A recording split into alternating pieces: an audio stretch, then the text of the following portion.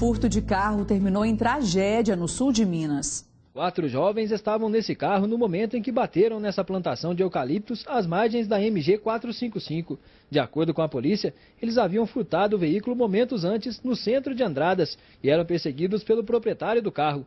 Durante a fuga, o jovem que estava dirigindo perdeu o controle, bateu em um eucalipto e capotou o veículo. O proprietário estava em outro veículo fazendo o acompanhamento visual.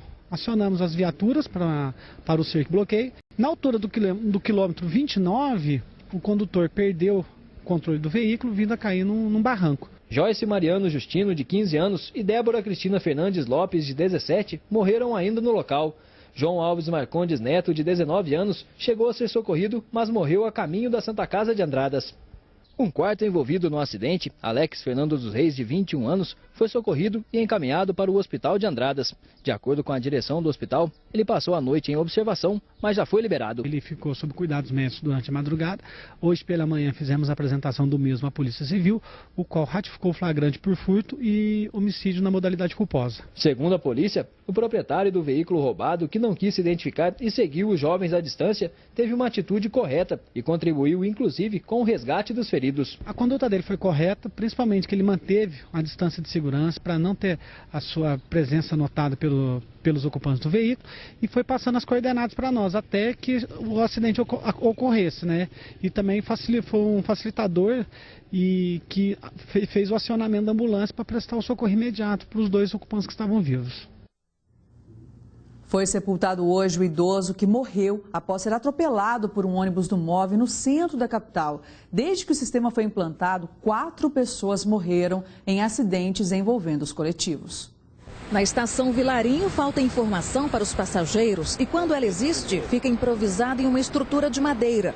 Entre um corredor e outro, crianças, adultos e idosos se arriscam em uma travessia onde deveria haver um sinal para ônibus e pedestres. O piso tátil, que deveria orientar deficientes visuais, chega ao fim no meio do nada. Na pista dos ônibus, este redutor de velocidade precisa de reparo. Na hora de embarcar, o perigo está a um passo do usuário do sistema. Entre o ônibus e a plataforma há um grande vão. Mas os riscos já começam do lado de fora. Esta senhora tenta atravessar para acessar a estação e o motorista para ela passar. Nossa equipe flagrou este casal perdido. O caminho, que até um dia antes era usado pelos passageiros para sair da estação, foi fechado e recebeu faixas improvisadas proibindo a passagem. A travessia era feita no mesmo local onde entram os coletivos. Eles tinham que fazer uma passarela para pedestre, como é que faz? Foi nesta área que há menos de 24 horas recebeu essas faixas de pano proibindo a passagem de pedestres que Joyce Pereira, de 25 anos, foi atropelada no início da semana e teve a perna esquerda esmagada. Ela foi socorrida e levada para o Hospital Resoleta Neves, onde passou por uma cirurgia. Na hora que ela terminou de fazer a travessia, o ônibus saiu puxando a bolsa dela. Ela achou que era um ladrão. Aí, quando ela percebeu, a perna dela já estava debaixo do ônibus e ele continuando acelerando e a perna dela travando.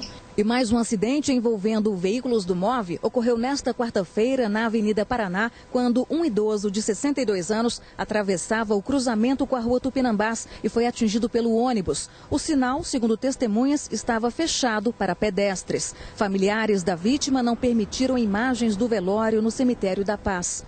Felipe Nery Moreira da Silva é vítima do 3º acidente com morte desde a implantação do MOVE aqui na capital em março deste ano. No dia 12 de junho, um morador de rua morreu após ser atropelado por um ônibus do sistema na Avenida Santos Dumont, no centro da cidade. 20 dias depois, uma batida entre um ônibus do MOVE e uma motocicleta deixou 2 mortos na Pampulha.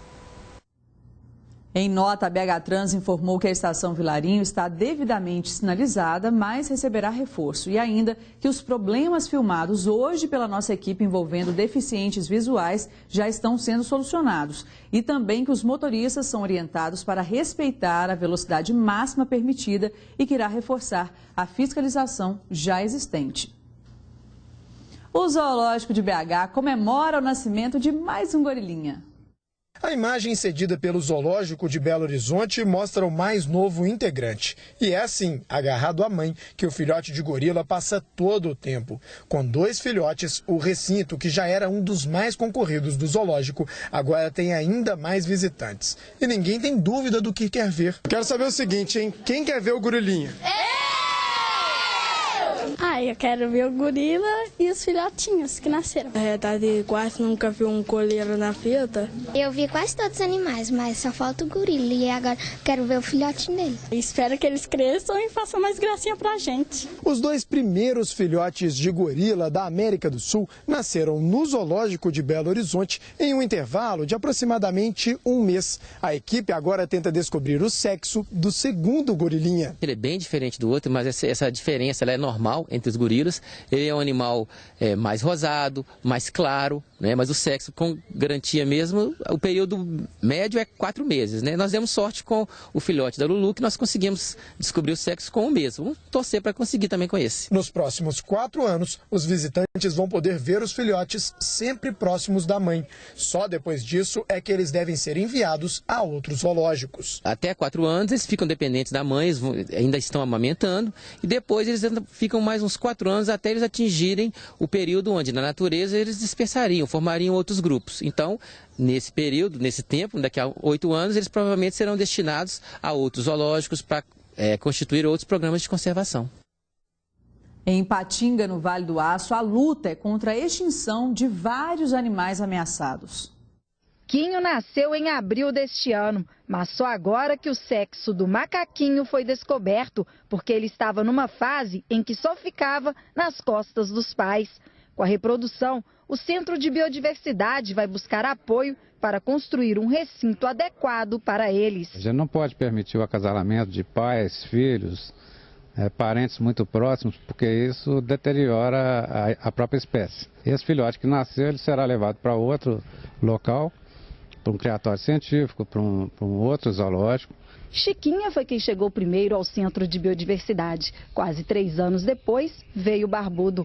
Os 2 foram vítimas de choque elétrico. Com a proximidade dos primatas, veio o filhotinho, que pode ser considerada uma história de superação. Nós as colocamos junto, num setor separado de exposição, buscando inclusive a reprodução e colocar também essa espécie para chamar a atenção